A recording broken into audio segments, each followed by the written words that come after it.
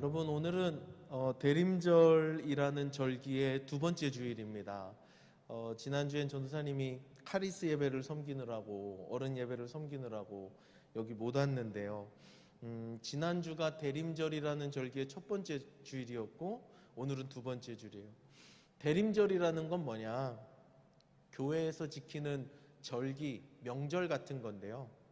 이 대림절은 예수님 탄생하시기 4주 전부터 지키는 절기입니다. 성탄절 4주 전부터 대림절 첫째 주, 둘째 주, 셋째 주, 넷째 주 이렇게 지키는 절기예요. 뭘 기념하느냐?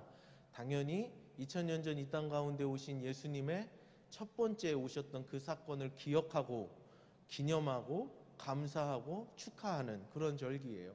또 하나는 언젠가 이 땅 가운데 다시 오실 예수님을 생각하면서 언젠가 이 땅 가운데 다시 오셔서 우리를 구원해 주실 그 예수님을 생각하면서 그 예수님을 기다리는 절기가 바로 이 대림절입니다. 여러분, 대림절을 보내면서 예수님 더 깊이 생각하고 깊이 묵상하고 깊이 사랑하는 우리 TIC가 될 수 있기를 주님의 이름으로 축복합니다.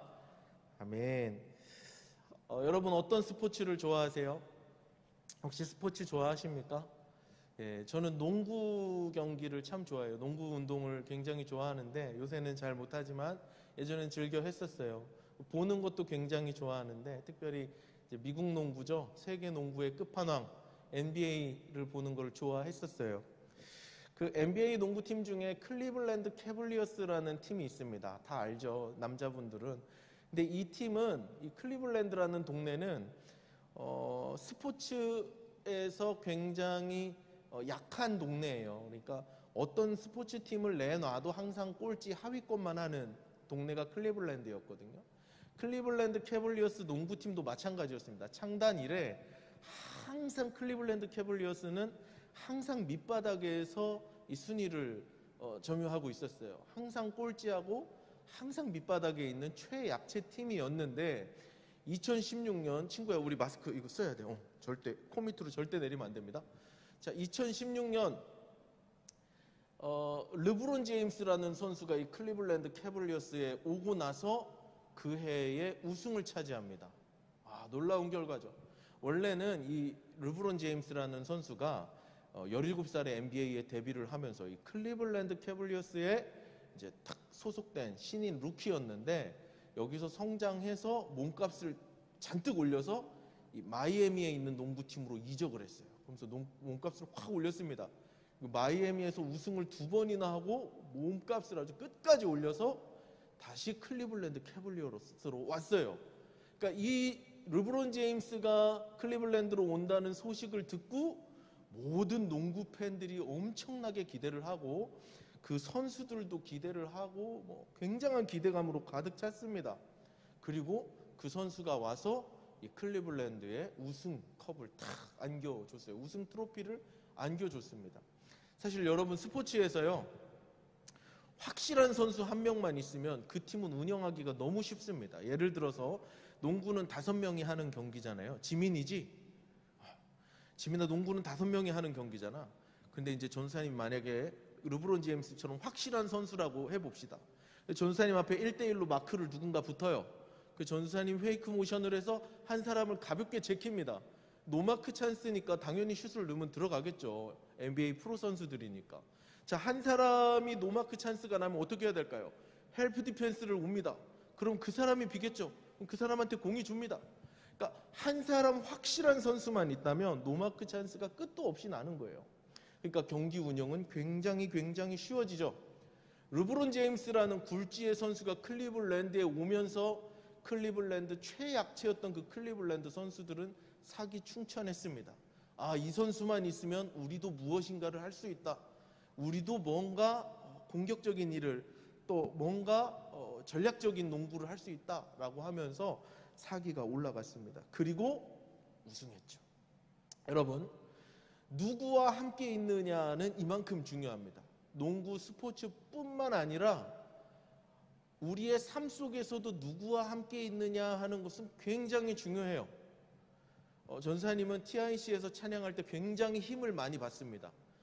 TIC에서 찬양할 때 굉장히 은혜를 많이 받고 또 설교 찬양을 전사님이 인도하잖아요.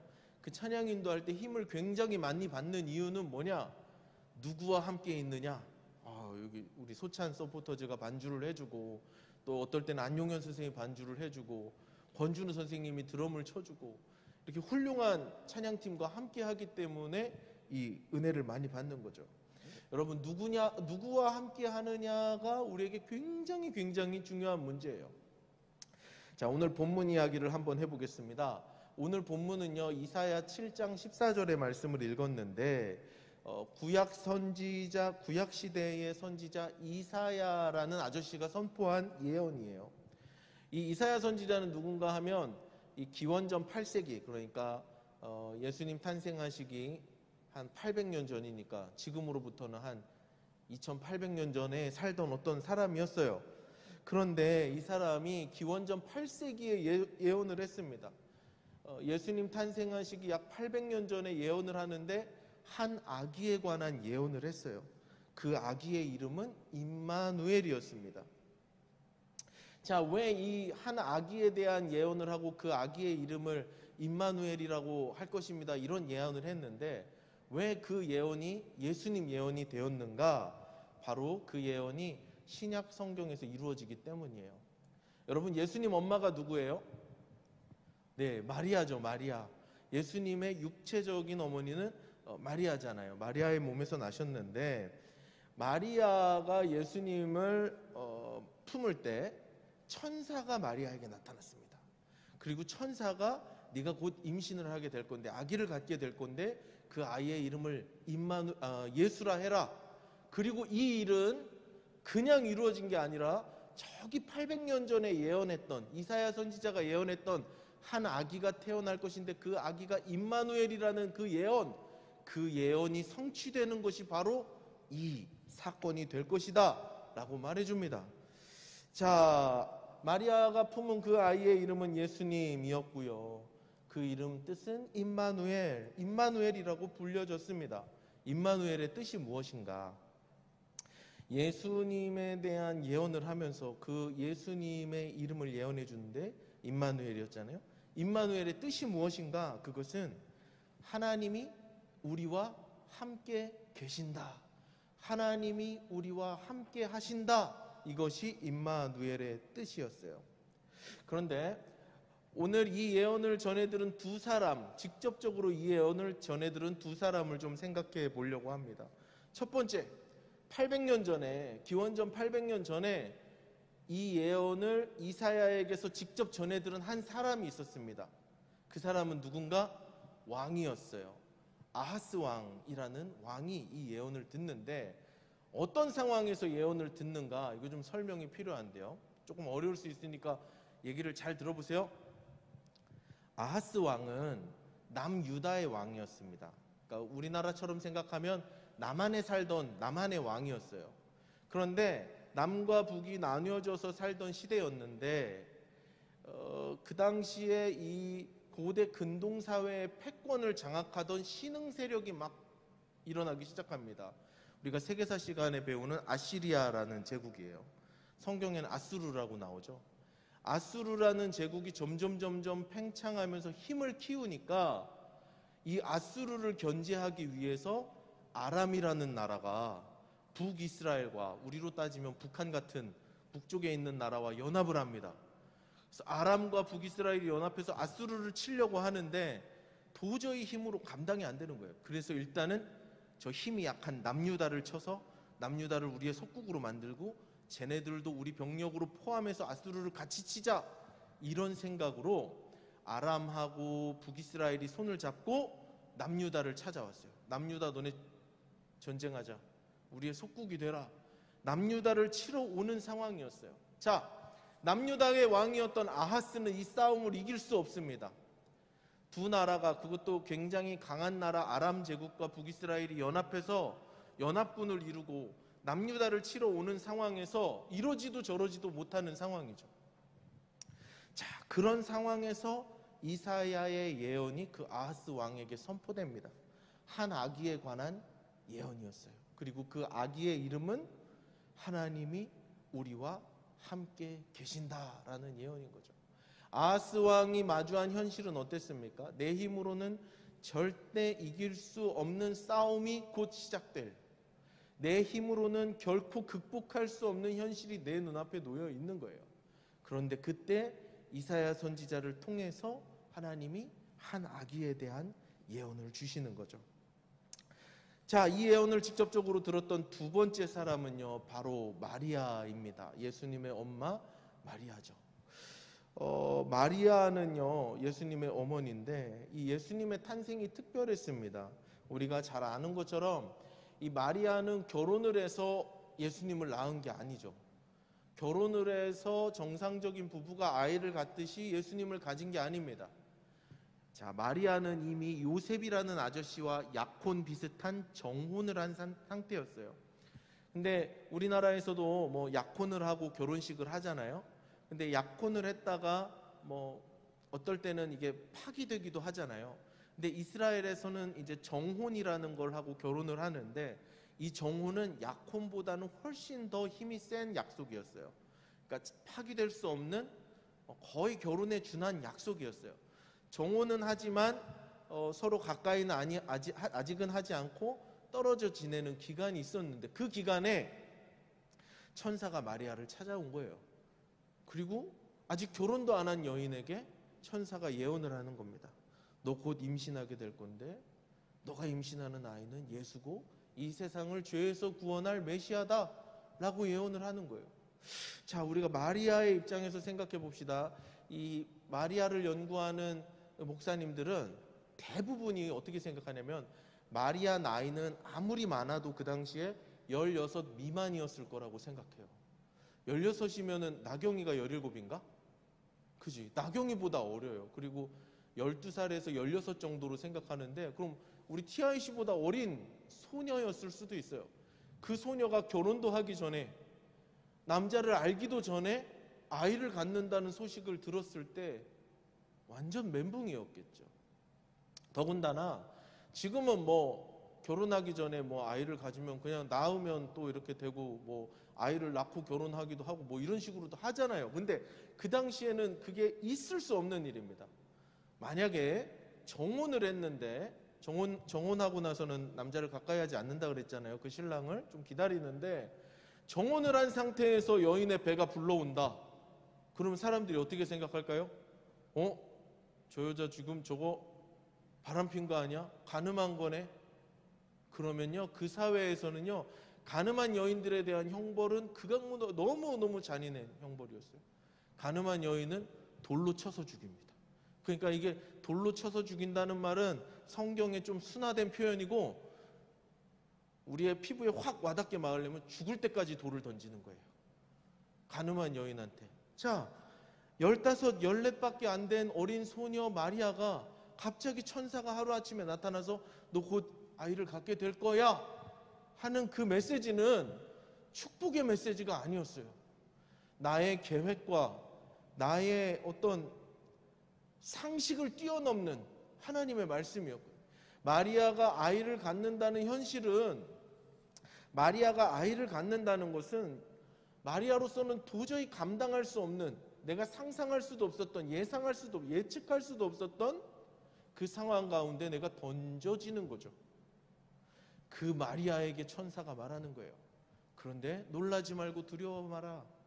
이 아이의 이름이 곧 예수고 이 아이가 그 800년 전에 예언되었던 하나님이 우리와 함께 하신다라는 뜻의 이름을 가진 임마누엘이다 라고 천사가 말해 주는 거예요.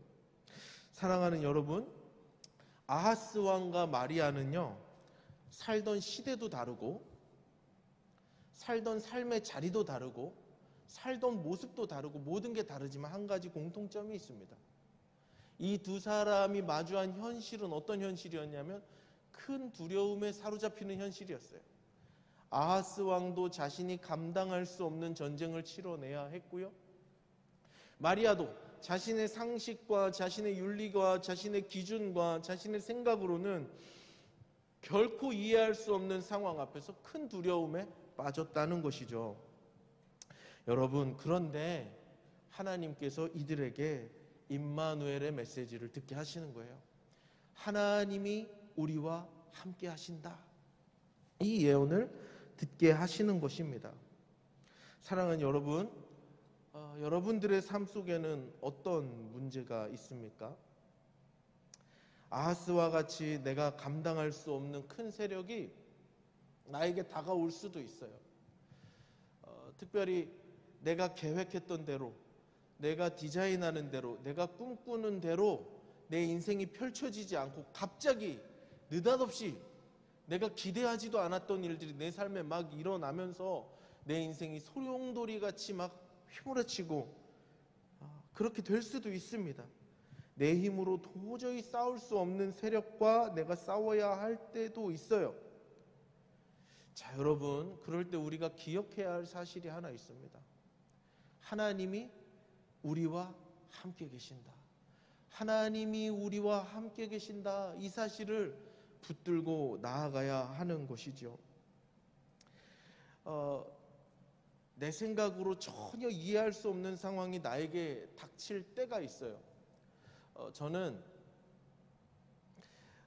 예전에 그 군인 시절에 군대에서 열심히 그 박격포라는 대포를 막 쏘면서 또 주일에는 이제 교회 가서 군종병 역할을 했거든요. 근데 이제 군종병도 이렇게 한 2,000명 정도 되는 장병들의 대표 군종병을 해서 큰 직책을 또 교회 가서는 또 열심히 해야 됐어요. 근데 하루는 공문이 내려와서 공문을 전달을 해야 되는데 제가 전달해야 될 공문이 한 15장 정도 됐거든요. 근데 군대 되게 커요. 엄청 커요. 막 타운이에요, 타운. 그래서 예를 들어서 그러니까 1반에서 2반으로 가려면 엄청 멀리 가야 돼요. 1중대에서 2중대 가려면. 그거를 이제 공문을 들고 어떻게든 전달해야 됐기에, 그리고 그 당시에 이제 저희 교회의 군인 목사님께서는 이런 어떤 행정적인 실무를 잘 안 도와주셔서 병사밖에 안 되는 제가 그거를 막 하고 돌아다니니까 인사과에서는 전사님한테 네가 뭔데 이런 일을 하고 다니냐, 하지 말아라 이러고, 또 공문을 주신 분들은 저한테 그거 빨리 왜 안 돌리냐 이러면서 아주 괴로운 시절이 있었어요. 나는 내 딴에는 교회를 열심히 한다고, 하나님 나라 일 한다고 공문 뿌리고 돌아다니는데 15집 가는 데마다 네가 뭔데 이런 거 돌리고 돌아다니냐. 근데 또 돌리라니까 열심히 돌리고. 그럴 때 이런 생각을 했어요. 내가 진짜 이거 왜 하고 있는 거지? 아무도 안 알아주고 아무도 이해 안 해주고, 심지어 그 당시에 제가 섬기던 그 목사님도 이거 나 몰라라 하고 아무도 안 하는데 내가 이거 왜 하는 거지? 사도 바울이 만물의 찌꺼기가 됐다는 그런 고백이 있거든요. 마치 내가 만물의 찌꺼기가 된 듯한 막 그런 느낌을 받을 때가 있었어요. 그런데 동시에 그때 하나님의 그 음성도 들리는 거죠. 나와 지금 같이 가고 계시는 하나님. 내가 욕을 먹으면서 공문을 뿌리고 욕을 먹으면서 막 이렇게 돌아다니고 있는데 아무도 나를 몰라도, 아무도 나를 이해해 주지 않아도 거기 내 옆에 계시는 하나님이 나와 함께 계신다는 사실에 또 위로를 받을 수 있었습니다. 사랑하는 여러분, 하나님이 우리와 함께 하세요. 어떤 상황을 만나건 우리 하나님이 우리와 함께 하시는 줄로 믿습니다. 하나님은 언제나 우리의 좋은 아버지가 되어주셔서, 우리의 좋은 부모님이 되어주셔서 언제나 우리와 함께 해주시고 나의 견고한 방패가 되어주세요. 아하스 왕의 견고한 방패는 하나님이었어요.